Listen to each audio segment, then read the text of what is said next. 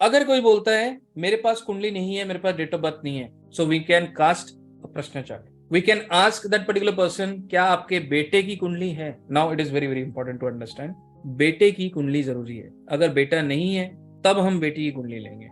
Y? हमारे भारतीय प्रथा में यह मान्यता है जो कुल की वृद्धि होती है वो बेटे से होती है। तो एस्ट्रोलॉजी उसी लेयर को बिलीव करता है, क्योंकि हम ये कहते हैं कि अगर हम गोत्र की बात करें, एक लड़का जो है अपना गोत्र नहीं बदलता, लेकिन लड़की जब नए परिवार में जाके जुड़ती है उसका गोत्र बदल जाता है। जैसे ही उसका गोत्र बदल गया तो वो उसके परिवार का नहीं है, गोत्र हैज बीन चेंज्ड। तो कार्मिक डेप्थ में भी फर्क आ जाएगा। अगर कोई स्त्री कहेगी और वो विवाहित है, वो कहेगी कि मेरे जीवन के जो कार्मिक डेप्थ आ रहे, किसके आ रहे हैं? उसके माता पिता के घर के नहीं आ रहे, जिस घर में वो जाके जुड़ी है उस घर के आ रहे हैं। कई स्त्रियों को यह एहसास होगा विवाह के बाद उनकी समस्याएं बढ़ गई, लेकिन माता पिता के घर में तो बहुत बढ़िया था। तो कई लोग ये बोलेंगे भाई माता पिता के घर में तो हर बेटियां राज करती है, लेकिन ये फैक्ट नहीं है। फैक्ट इस वजह से है क्योंकि जब आप किसी और घर में जाते हैं तो आपका कर्मा अलाइनमेंट होता है, वहां पे कर्मा चेंज होता है, और जब आप उस गोत्र में जुड़ते हैं तो आपके लाइफ में वो कर्मा इन्फ्यूज कर दिया जाता है।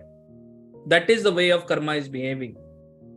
जब उस परिवार में जाते हैं तो उस परिवार के कार्मिक डेप्थ आपको इफेक्ट करते हैं, राइट? तो इसलिए चाहे हम माने ना माने, गोत्र बदल जाना तो परिवार या कुल के इफेक्ट बदल जाना, ठीक है?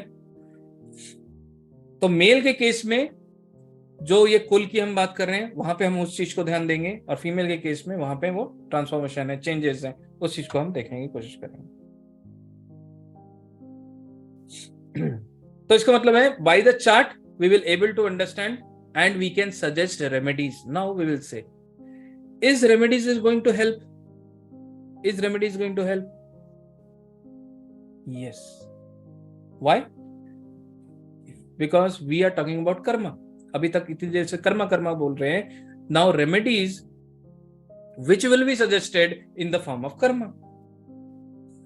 अगर मैं आपको बोलूं आपके घर कोई भी आएगा उसको कुछ ना कुछ खिला पिला के भेजना है, दैट इज योर कर्मा।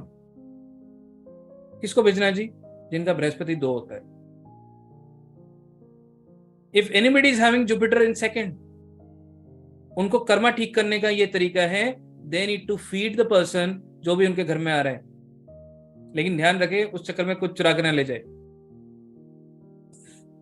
ठीक है? तो बोलेंगे भाई जॉय बनर्जी ने बोला था, उसके चक्कर में देखो कहाँ क्या हो गया। तो सावधानी आपको खुद ही बरतनी है, लेकिन जो भी आता है तो उसको आप पानी पूछ लें, है ना, या कुछ खाने के लिए पूछ लें,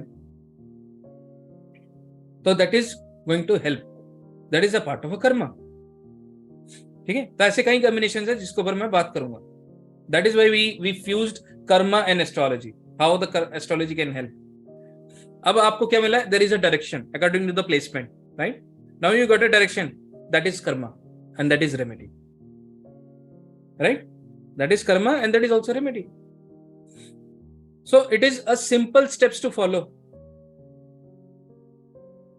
मैं इतना कहना चाहूंगा, अगर आपके मन में इच्छा है और आप कहते हो भाई मैं ये नहीं कर पा रहा, नहीं कर पा रही, ईश्वर ने इतनी ताकत दी है आपको, आप सिर्फ मन में ये सोच लो कि मैं एक इंसान को पानी पिला रहा हूं या पिला रही हूं, ईश्वर उसका भी फल देगा आपको। Just to be honest with your heart and you will see the difference. खुद प्रैक्टिकल करके देखना आप ये चीज। लेकिन हाँ, जेन्युइनली आप वो चीज कर नहीं पा रहे और मन से ईश्वर का ध्यान करके आप बोलते हो मैं ये कर रहा हूं या कर रही हूं, ईश्वर आपको उसका फल जरूर देगा, I guarantee, because all the thing I have tested. हमारे साथ कुछ टाइम पहले मेरे से किसी ने कंसल्टेशन लिया था और उस टाइम पे वो बेड रिटन थे। उन्होंने कहा जी मैं तो कोई उपाय नहीं कर सकता क्योंकि मैं बेड रिटन हूं। तो मैंने उनको बोला सर आप सिर्फ और सिर्फ ईश्वर को ध्यान करें और आप सोचें कि आप ये उपाय कर रहे हैं, तो ईश्वर आपको ये फ्री विल देता है। This is free will, this is the actual power of free will. Do not under estimate the power of free will. आप खुद उसको टेस्ट करें।